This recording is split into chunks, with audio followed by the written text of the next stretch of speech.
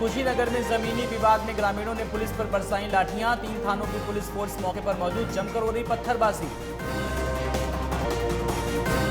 फतेहपुर में corona vaccine centre का औचक निरीक्षण। डीएम ने सेंटरों पर ड्राई रन की ली जानकारी, कर्मचारियों को दिए जरूरी निर्देश। अंबेडकर नगर में डबल मर्डर से सनसनी, प्रधान प्रतिनिधि और उनके भाई की हत्या। बाइक सवार बदमाशों ने गोली मारकर की हत्या। हरदोई में अवैध कोयला भट्टियों को किया गया नष्ट। भट्टियों के मालिकों के खिलाफ मुकदमा दर्ज, लकड़ी जलाकर बनाया जा रहा था कोयला।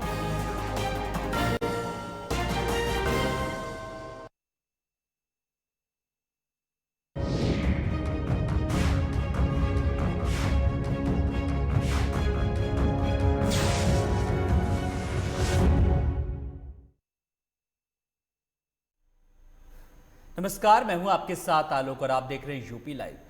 बात करेंगे सबसे पहले कुशीनगर से बड़ी खबर की ओर रुख करेंगे। जमीनी विवाद को लेकर विवाद किस तरीके से बढ़ गया, ग्रामीणों ने पुलिस पर बरसाई लाठियां। अवैध कब्जे को लेकर उग्र हुए ग्रामीण। तो काफी दिनों से विवाद चल रहा था। 3 थानों की पुलिस फोर्स फिलहाल मौके पर मौजूद है। बरवा पट्टी थाना के अम्बदियरपुर गांव का ये मामला है, जहां पर पुलिस पर किस तरीके से लोगों ने, ग्रामीणों ने लाठियां बरसाई, पत्थर बरसाए और 3 थानों की पुलिस को फिलहाल मौके पर लगाया गया। अवैध कब्जे को लेकर के विवाद किस तरीके से गहराया है, ये तस्वीरें भी बताने के लिए काफी हैं कि ग्रामीणों का जो गुस्सा था वो किस तरीके से सामने आया। बरवा पट्टी थाना के अमलियर गांव का ये मामला है, जहां पर ग्रामीणों पूरी तरीके से आक्रोशित नजर आए। कुशीनगर से इस वक्त की बड़ी खबर, जहां पर जमीनी विवाद को लेकर मामले ने किस कदर तूल पकड़ लिया। अवैध कब्जे को लेकर ये मामला उग्र हो गया और 2 पक्षों में जमकर मारपीट हुई। बीच बचाव करने गई पुलिस को भी किस तरीके से ग्रामीणों ने उस पर भी लाठियां बरसाई।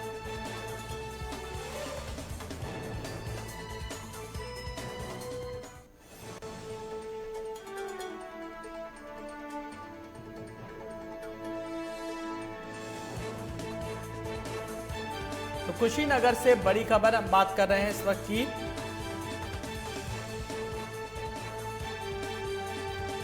तो ग्रामीणों ने किस तरीके से कहर बरपाया, हम बात कर रहे हैं बड़ी और अहम खबर की कुशीनगर से। तो जहां पर अवैध कब्जे को लेकर ग्रामीणों का गुस्सा साफ तौर पर सामने आया। 3 थानों की पुलिस फोर्स फिलहाल मौके पर मौजूद है। बरवा पट्टी थाना के आमबदियर गांव का ये मामला है। तो कुशीनगर से बड़ी खबर, हालांकि स्थिति को सामान्य करने के लिए लगातार कोशिशें जारी हैं। जमीनी विवाद था, पिछले काफी दिनों से विवाद चल रहा था और इस बीच कई बार छुटपुट घटनाएं भी सामने हुई, लेकिन किस तरीके से इस बार मामले ने तूल पकड़ा। तो अवैध कब्जे को लेकर के उग्र हुए ग्रामीण।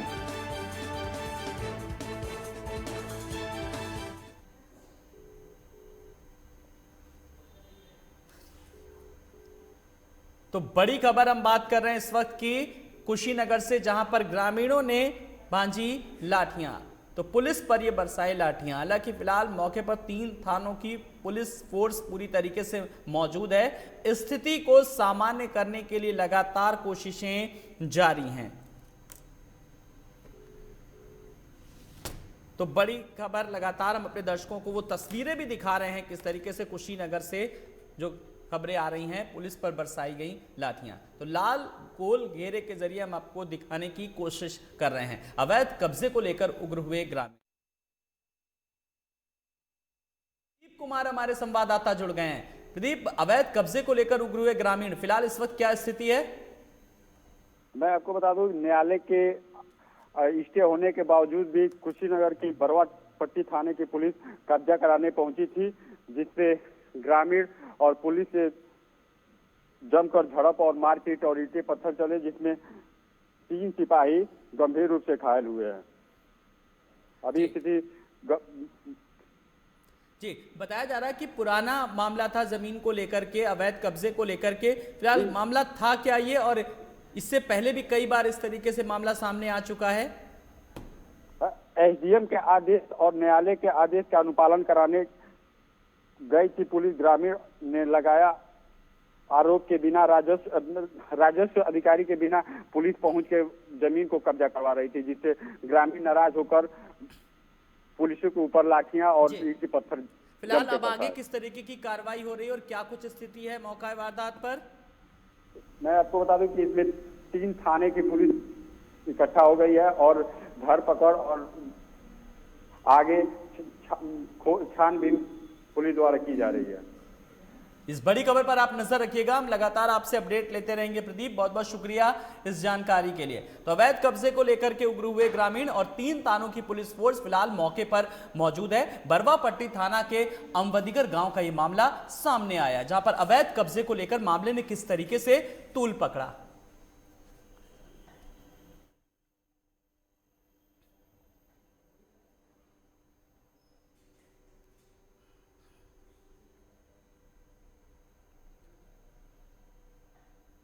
आगे बढ़ेंगे। हरदोई की सवायजपुर तहसील के बरवन रजवाहे में 2 दशक बाद आए पानी ने किसानों की 50 बीघा फसलों को डुबो दिया।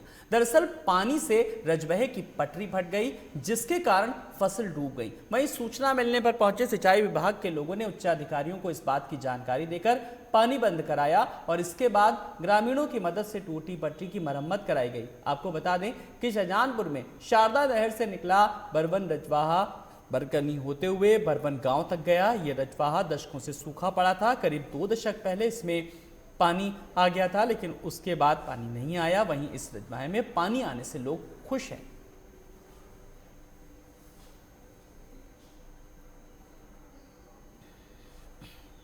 नहर में पानी आया, नहर बैठ गई सब है, बांधते नहीं रखता नहीं। गेहूँ हमारे 9-10 बीघा सड़ गए हैं, जान लो गन्ना फसलों में वो भी चली गई। आज 3 दिन हो गए, नार बरोबर कटत कोई सुनवाई नहीं हो रही है। सारी फसल हमारी नष्ट हो गई है। आलू 20 बीघा आलू बूढ़ो पर भाई, खत्म गेहूँ सब हर किसान सब बहुत हरी जगह में यहाँ पानी फैलो पर भाई।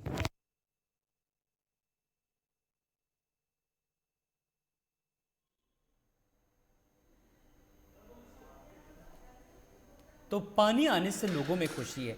हरदोई में किस तरीके से जो 2 दशक बाद आया पानी, तो तमाम तकनीकी दिक्कतों के बाद आखिरकार ग्रामीणों में साफ तौर पर खुशी देखी गई।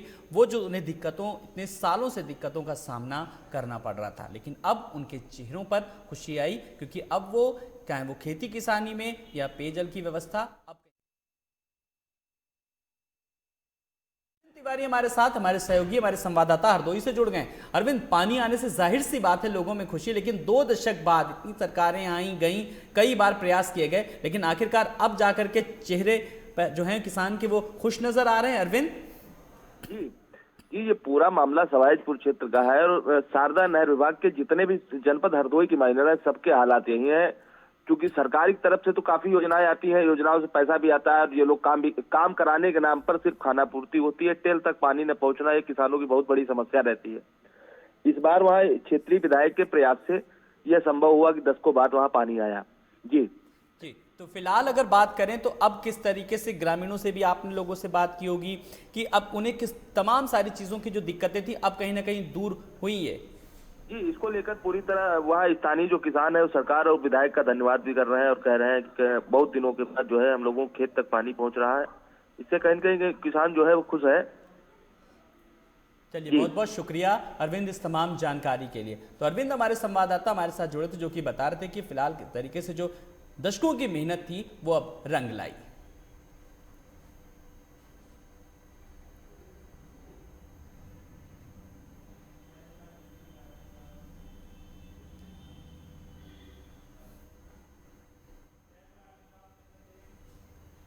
प्रदेश में महिलाओं पर बढ़ते अपराध पर अंकुश लगाने के लिए महिला मिशन शक्ति अभियान के तहत आला अधिकारी लगातार महिलाओं और बेटियों के बीच पहुंचकर उनसे संवाद कर रहे हैं। इसी के तहत लखीमपुर खीरी में एक विद्यालय के कार्यक्रम में लक्ष्मी सिंह आईजी लखनऊ जोन पहुंची, जहां उन्होंने विद्यालय की 10वीं और 12वीं की कक्षाओं में पढ़ रही छात्राओं से महिला सुरक्षा को लेकर संवाद किया, जिसमें उन्होंने महिलाओं के साथ बढ़ते अपराधों से निपटने के लिए टिप्स भी दिए। इसके अलावा उन्होंने महिला सुरक्षा को लेकर सरकार द्वारा की जा रही योजनाओं के बारे में भी जानकारी दी। तो आईजी ने किया छात्राओं से संवाद और साथ ही साथ जो छोटी छोटी टिप्स थी, जानकारी थी, वो भी दी गई।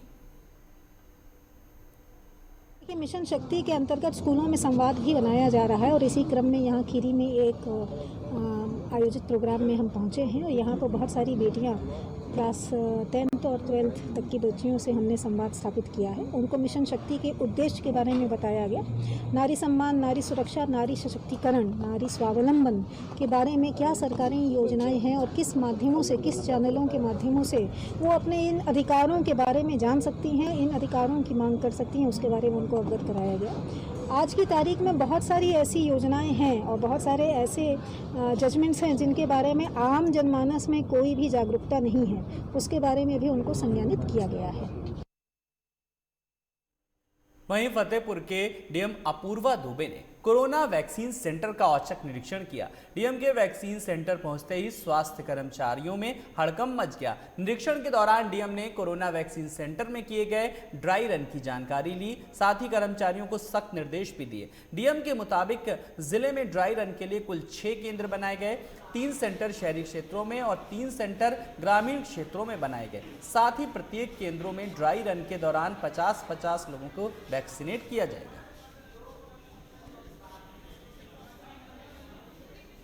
अच्छी वैसे व्यवस्था रखी हुई है। सारे ऑब्जर्वेटरी रूम हो चाहे जो डॉक्टर्स की टीम है, सभी सब तैनात है। इसमें छोटी मोटी कमियां उसके लिए निर्देशित कर दिया गया। तो ये 4 बजे तक अभी चल रहा है। तो ये जो इसका आयोजन था वो इसीलिए किया जा रहा है कि हम लोग इस ट्रायल से सीख लें कि जो त्रुटियां हैं वो जब मेन वैक्सीनेशन की जाए तो ना हो। तो वही उसी में हम लोगों का ये कह लीजिए एक तरह से प्रयास है और रिहर्सल। ट्रायल में कितने को वैक्सीनेट किया गया? 6 सेंटर्स में 50 ईच किए गए हैं, 2 सेशन प्रति साइट किए गए हैं।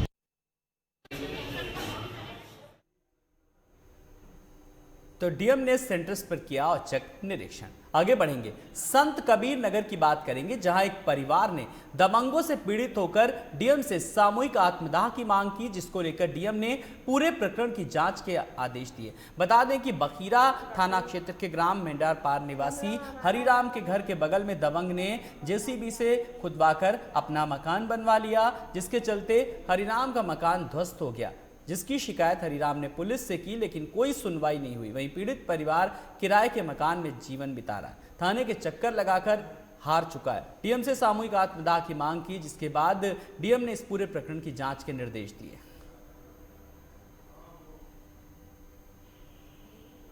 मेरा मकान का मामला है। मेरे बगल में बंगाली डॉक्टर ने मकान हमारा अंडरग्राउंड के लिए जेसीबी से खुदवाया, जिससे मेरा मकान पूरी पश्चिम तरफ ढह चुका है। उस मकान में रहने योग्य नहीं है। मैं बार बार जिलाधिकारी कार्यालय पे आता हूँ न्याय के लिए, मुझे बार बार आना पड़ रहा है। अब मुझे 1 सप्ताह के अंदर अगर न्याय नहीं मिला तो मेरा सब परिवार सहित हम लोग आत्महत्या करने को मजबूर हैं सर। इस परिवार का जो मकान है वो एक साथ में एक प्राइवेट व्यक्ति अपनी कंस्ट्रक्शन कुछ कर रहा था और उसी समय उस कंस्ट्रक्शन की वजह से तथा इनका आरोप है कि इनका मकान क्षतिग्रस्त हो गया और काफ़ी डैमेज हो गया, इस लेवल का है कि उसमें रहा नहीं जा सकता। तो इसी में ये परिवार कुछ कॉम्पनसेशन की डिमांड कर रहा है उस दूसरे अपने प्रतिपक्ष से। तो इसमें इस केस में हुआ ये है कि हमारे द्वारा तत्काल उस व्यक्ति के विरुद्ध एफआईआर दर्ज की जा चुकी है और थाने पर इनका सुलह भी हुआ है। वो ये व्यक्ति भी यही चाह रहे हैं कि सुलहनामा एग्जीक्यूट हो जाए। तो हम लोग पुनः एक बार कोशिश करेंगे कि वो सुलहनामा एग्जीक्यूट हो और जैसे ये चाह रहे हैं इनके, क्योंकि इनका यदि नुकसान हुआ है तो हम भी चाहेंगे कि इनकी प्रतिपूर्ति हो और ये भी अपना जीवन यापन दोबारा से ठीक से कर पाएँ। तो हमारी एक बार फिर से ये कोशिश रहेगी और मुझे पूरी उम्मीद है कि ये सुलहनामा एग्जीक्यूट हो जाएगा। नहीं तो जो भी नियम के अनुसार कार्रवाई है वो तो वैसे भी चल रही है और वो और त्वरित गति से इसको करवाई जाएगी।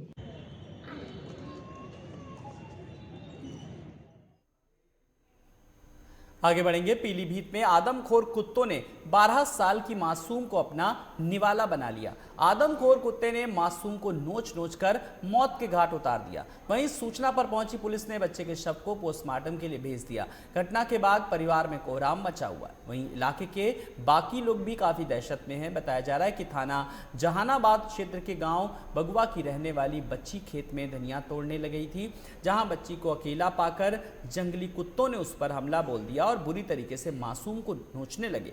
जब ग्रामीणों ने कुत्तों को हमला करते देखा उसके बाद बच्ची को छुड़वाया, लेकिन तब तक बच्ची की मौत हो चुकी।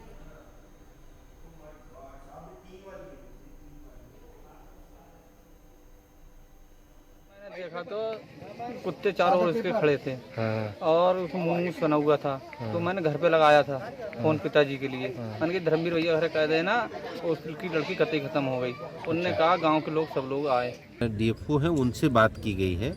उनकी एक टीम है जो इस तरह के जंगली जानवरों को पकड़ने का काम करती है। वो लोग वहाँ पहुँच रहे हैं और वो लोग इनके खिलाफ कार्रवाई करेंगे, उनको ले जाएंगे, वहाँ से डिस्प्लेस करेंगे, जिससे फ्यूचर में कोई घटना ना हो। इनका कहने का मतलब है जो नगर पंचायत नगर पालिका में भी आवारा कुत्ते घूमते हैं, उनके लिए कुछ तरीका है? उनके लिए भी हम लोग कोशिश कर रहे हैं और डीएम साहब ने जितनी नगर पंचायत या नगर पालिका है उनके लोगों को भी कहा है कि ये देख लें जो इस तरह के आवारा कुत्ते और इस तरह के लोग वो घूम रहे हैं जानवर, उनके पकड़ने के या उनको वहाँ से डिस्प्लेस करने की कार्रवाई करें। इस तरीके से नोच कर उतारा मौत के घाट। आदमखोर कुत्तों ने बच्ची को बनाया अपना निवाला। मामला पीलीभीत का है।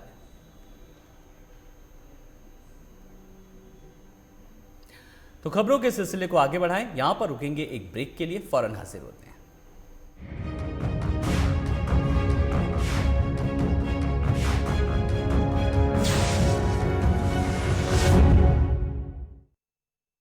सपने देखने की कोई उम्र नहीं होती।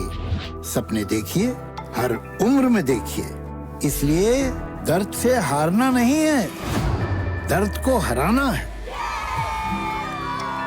घुटना, कंधा या कमर, चाहे जैसा हो दर्द, डॉक्टर ऑर्थो आपको देता है दर्द से पूरी आजादी, एक भरपूर जिंदगी। ये कोई टेम्परेरी पेन किलर नहीं, आयुर्वेदिक औषधि है।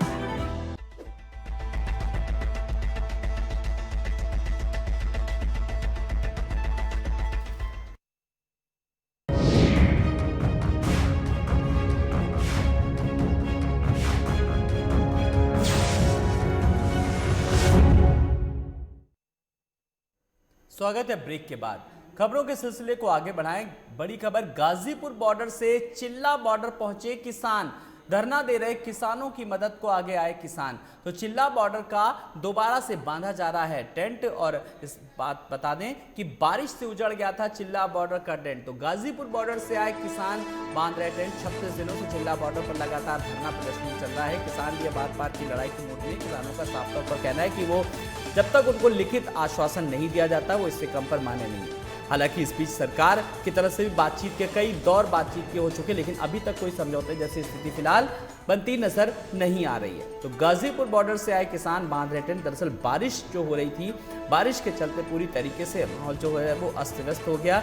टेंट खुल गए थे और इसी के चलते टेंटों को दोबारा बांधने की लगातार कोशिश जारी है।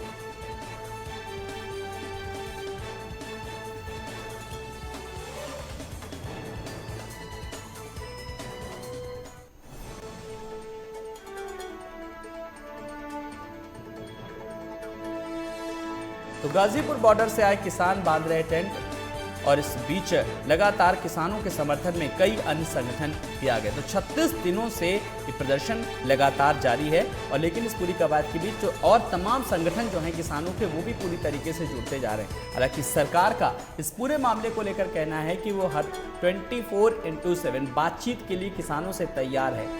और चाहे वो देश के गृह मंत्री हो, कृषि मंत्री हो, लगातार किसान संगठनों के नेताओं से मुलाकात कर चुके हैं, बात कर चुके हैं। लेकिन तस्वीरें लगातार बता रही हैं कि प्रदर्शन किस तरीके से लगातार वहां पर जारी है।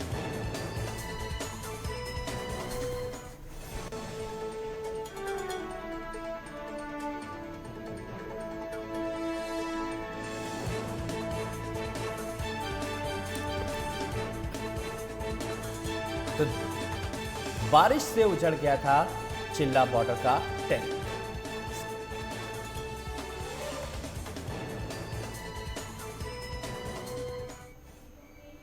आगे बढ़ेंगे। सिद्धार्थनगर जिले के भवानीगंज थाना क्षेत्र में सिलोखरा चौराहे पर पेट्रोल पंप के पास बीती 2 जनवरी की सुबह मिली संदिग्ध लाश की गुत्थी पुलिस ने सुलझा ली है। मृतक के परिजनों ने पुलिस को बताया कि युवक 19 दिनों से ससुराल में रह रहा था। परिजनों ने युवक अर्पित के साले अंकुर, ससुर भरतलाल और पत्नी सहित प्रीति पर जान से मारने के आरोप की तहरीर दी है, जिसके बाद पुलिस ने आनन फानन में तहरीर के आधार पर मृतक के साले अंकुर, ससुर भरतलाल और पत्नी प्रीति पर हत्या समेत विभिन्न धाराओं में मुकदमा दर्ज कर सभी को फिलहाल गिरफ्तार कर लिया है।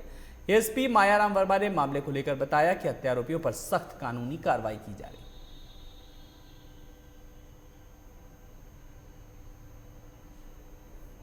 बेटे हमारे ससुराल गए थे आने लिए, आने जो नहीं पड़े मुझे वहाँ बेटे रहे जो अब जो किसे मारी कैसे दादा ही बाबू कहे पठवत नहीं रहे वही गए कि हम लिया लेके आई बा अम्मा, हम लिया लेके आई बा।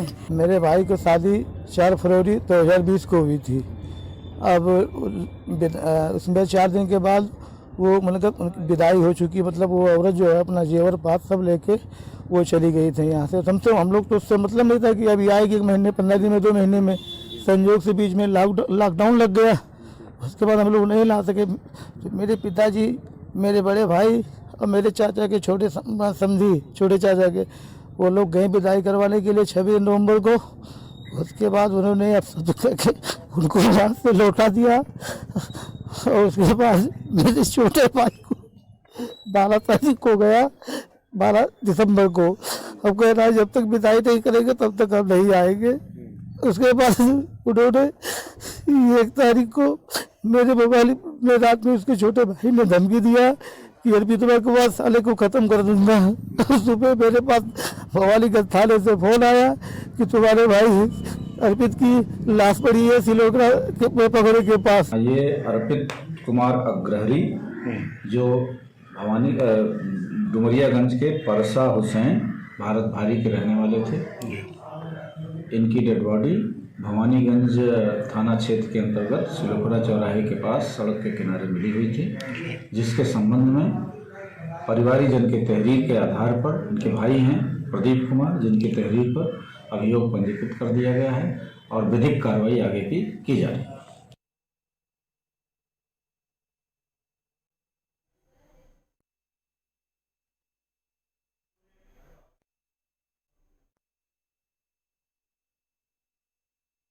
अनिल तिवारी हमारे साथ संवाददाता जुड़ गए। अनिल, पत्नी समेत 3 लोगों पर हत्या का आरोप है, फिलहाल क्या कुछ जानकारी अब तक निकल करके आ पा रही है? जी आलोक, बताना चाहूंगा कि ये बेहद अलग मामला है। अभी तक हमने हमेशा शादी के बाद महिलाओं के साथ अमानवीय व्यवहार की खबरें सुनी थी, लेकिन सिद्धार्थनगर जिले के डुमरियागंज थाना क्षेत्र के परसा हुसैन गांव के रहने वाले अर्पित अग्रहरी की शादी के बाद बेहद अत्याचार किया गया। पूरे मामले की बात करें तो उनके भाई प्रदीप ने ये बात बताई है कि अर्पित की शादी 4 फरवरी 2020 को गोंडा जिले की गौरा चौकी क्षेत्र के खोडारे में की गई थी प्रीति नाम की युवती से। शादी के बाद महज 4 दिन ही प्रीति अपने ससुराल में रही। उसके बाद उसके परिजन उसे विदा करा ले गए और कुछ ही दिनों बाद क्योंकि कोरोना महामारी के चलते लॉकडाउन लग गया, जिसकी वजह से पुनः विदाई नहीं हो पाई। काफी दिन बीतने के बाद जब आवागमन की शुरुआत हुई तो अर्पित फिर से 12 दिसंबर को गया अपनी पत्नी को विदाई कराने, लेकिन उसके परिजन उसे विदा नहीं कर रहे थे, जिसकी वजह से अर्पित वहीं पे 12 दिसंबर से रुक गया और इस बात के लिए रुका हुआ था कि जब तक आप विदाई नहीं करोगे तब तक मैं वापस नहीं जाऊंगा। इसी बीच अर्पित के जो साले हैं उन्होंने कई बार इनके अर्पित के बड़े भाई को धमकी दी कि इन्हें आप वापस बुलाओ नहीं तो जान से मार देंगे, ऐसा वैसा, जिसका ऑडियो भी दिया गया है। लेकिन कुछ हुआ नहीं। अचानक 1 जनवरी की रात में फिर से फोन आता है अर्पित के साले का और वो ये कहते हैं कि आज अर्पित को जिंदा नहीं छोड़ेंगे। और 2 तारीख की सुबह 2 जनवरी की सुबह अर्पित का शव भवानीगंज थाना क्षेत्र के सिलोखरा के पास सड़क किनारे पाया जाता है, जिसकी जानकारी पुलिस अर्पित के बड़े भाई को देते हैं, जिससे परिवार में कोहराम मच जाता है। और किसी को चूंकि अंदाजा नहीं था कि अर्पित की मौत भी हो सकती है या हत्या भी की जा सकती है, क्योंकि मृतक के साले ने पहले ही धमकी दे रखी थी। इसी वजह से मृतक के परिजनों ने थाने में तुरंत ही तहरीर दी और हत्या का आरोप लगाया। हत्या के आरोप के बाद पुलिस ने इस मामले में मुकदमा दर्ज किया। मृतक अर्पित फिलहाल मुकदमा दर्ज हो गया है, कार्रवाई चल रही है। इस खबर पर आप नजर रखिएगा कि क्या कुछ चीजें सामने आती। बहुत बहुत शुक्रिया इस जानकारी के लिए।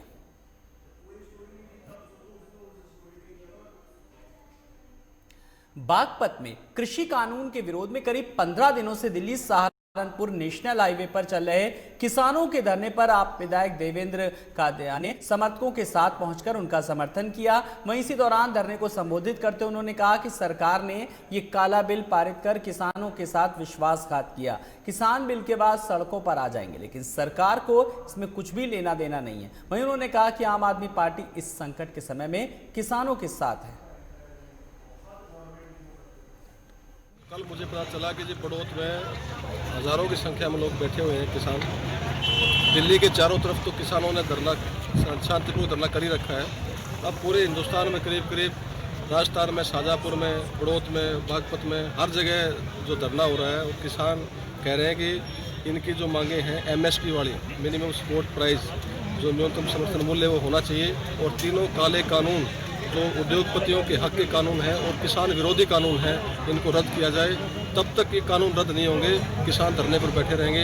आज मैं एक बात बताना चाहता हूँ कि हम समाज के हर तबके के बीच घूमते हैं, सारे के सारे लोग आज किसानों के साथ हैं। वो कहते हैं कि किसानों की जो मांग है वो बिल्कुल जायज़ मांग है। आज अगर ये बिल लागू हो गया तो ये आने वाले समय में इनकी हालत बहुत ख़राब होने वाली है और उद्योगपतियों को फ़ायदा पहुँचाने वाले बिल है।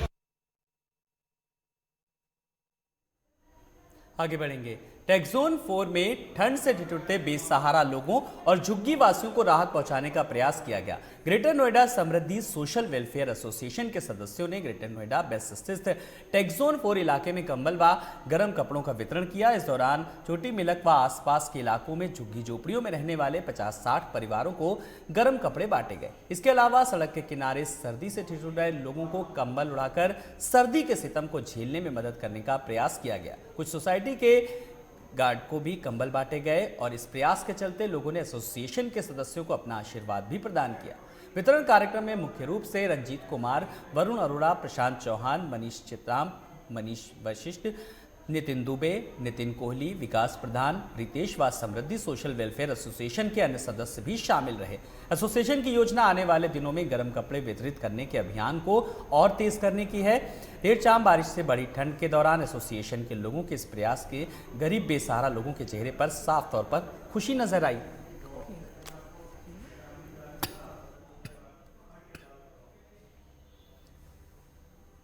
आगे बढ़ेंगे।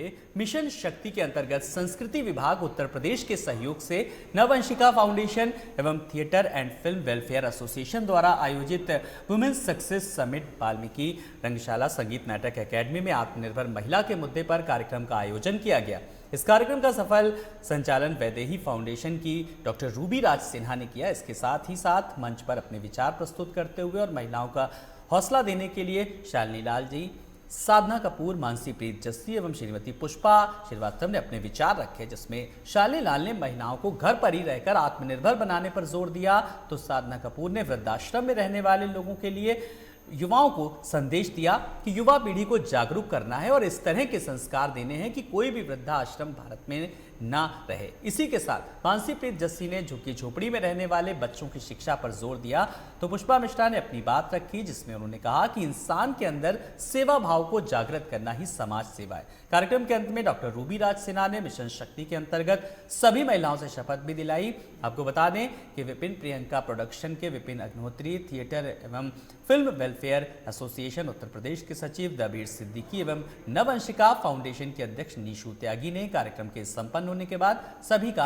आभार व्यक्त किया।